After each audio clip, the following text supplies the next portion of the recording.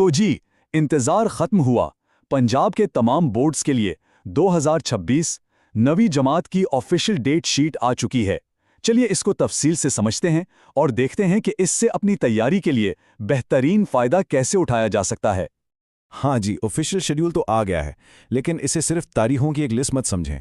یہ اصل میں تیاری کے لیے ایک پورا روڈ میپ ہے، اور ہم اس کو بالکل آسان بنا کر پیش کریں گے تاکہ ایک واضح حکمت عملی بنائی جا سکے. ٹھیک ہے، تو شروع کرتے ہیں. سب سے پہلے آئیے ایک بگ پکچر ویو لیتے ہیں. پورے امتحانات کا دورانیہ دیکھتے ہیں کہ کب سے کب تک ہے. تو جی پہلا پرچہ ہوگا 17 اپریل کو اور آخری پرچہ 7 مئی کو. اس کا مطلب ہے کہ یہ پورا امتحانی سلسلہ انہی تاریخوں کے درمیان چلے گا. یہ ٹائم فریم ذہن میں رکھنا بہت ضروری ہے کیونکہ اسی سے منصوبہ بندی کی بنیاد رکھی جائے گی. چلیے اب اس کو مزید گہرائی میں دیکھتے ہیں. ہر پرچے کی تاریخ کو ایک ایک کر کے سمجھیں گے. یہ اس لیے ضروری ہے تاکہ وقت کی تقسیم صحیح طریقے سے ہو سکے اور کوئی بھی مضمون پیچھے نہ رہ جائے.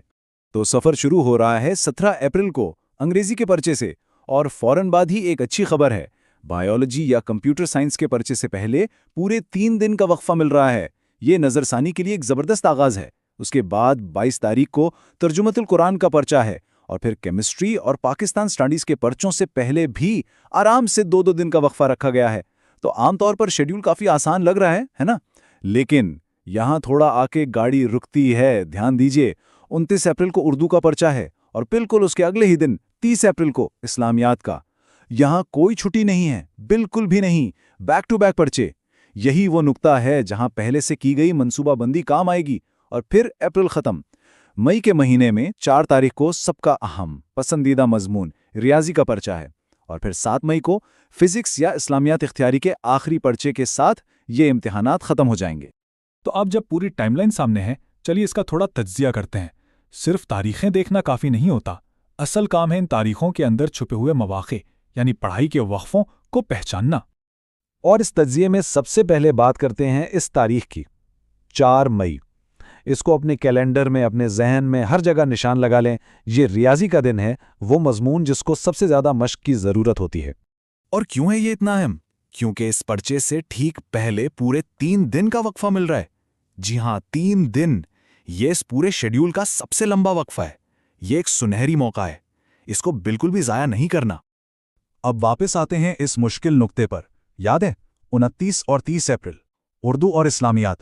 چونکہ ان میں چھٹی نہیں ہے، اس کا سیدھا سا مطلب ہے کہ ان دونوں مضامین کی تیاری 29 اپریل سے پہلے ہی ختمی ہو جانی چاہیے. آخری لمحات میں کچھ نہیں ہو پائے گا. ریاضی کے علاوہ دوسرے وقفے بھی کافی اہم ہیں. جیسا ہم نے دیکھا، بایولوجی سے پہلے 3 دن مل رہے ہیں، پھر کیمسٹری، پاکستان سٹڈیز، اور آخر میں فزکس سے پہلے بھی 2 دن کا وقت ہے. ان چھٹیوں کی منصوبہ بندی کرنا ہی اصل حکمت عملی ہے. اچھا، یہ ساری معلومات ہم تک پہنچی کیسے؟ اور آگے اگر کوئی اپڈیٹ آتی ہے تو اسے باخبر کیسے رہنا ہے؟ چلیے اس پر بات کرتے ہیں. دیکھیں، اس طرح کی چیزوں میں سب سے ضروری ہے اعتماد. یہ جو اقتباس آپ دیکھ رہے ہیں، یہ بنیادی طور پر یہی کہہ رہا ہے کہ مستند معلومات کے لیے آفیشیل چینلز کو ہی فالو کریں، ادھر ادھر کی خبروں پر دھیان نہ دیں. اور اگر مزید تفصیلات چاہیے یا کوئی اپڈیٹ چیک کرنی ہو تو ماخذ ویب سائٹ studyjob.org.pk ہے. اس کو بک مارک کر لیں، کام آئے گی.